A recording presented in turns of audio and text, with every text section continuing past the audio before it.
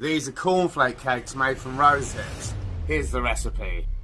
This video contains a step-by-step guide on how to make a healthy version of this classic, and it's made from wild, foraged ingredients. They can be used as a sweet treat or just as a snack. Rose hips are the fruit of the dog rose or the rose bush. Now they're best picked after a heavy frost, or you can freeze them overnight to break down the flesh. Rose hips picked, They taste delicious and rose hips are really good for you.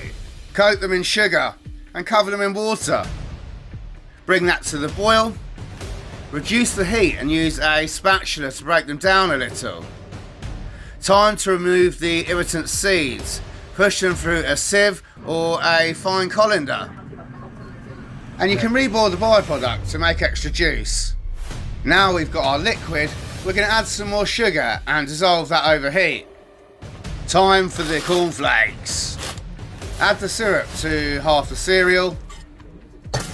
Start to stir it, combining the two, and then add the rest. You want to make sure that the cornflakes are nicely coated. Once you've got that glossy sheen, it's time to bake. Spoon your mixture into cupcake cases.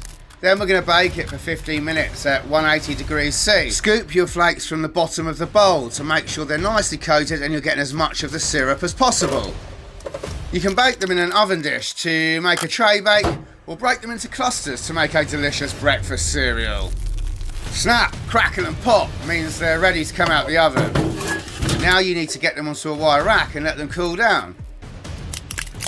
Once they're cold, they're ready to go. Crunchy and gooey in the centre.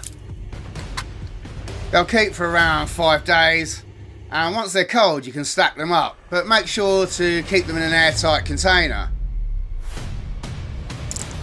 And here's our garnish. Melted chocolate, more of that delicious rosehip syrup, and some dried stinging nettle seeds. These are a natural stimulant. The whole recipe takes less than 30 minutes, and it's great for sharing, great for kids, or just great for eating. So please try this recipe at home and let us know how you got on.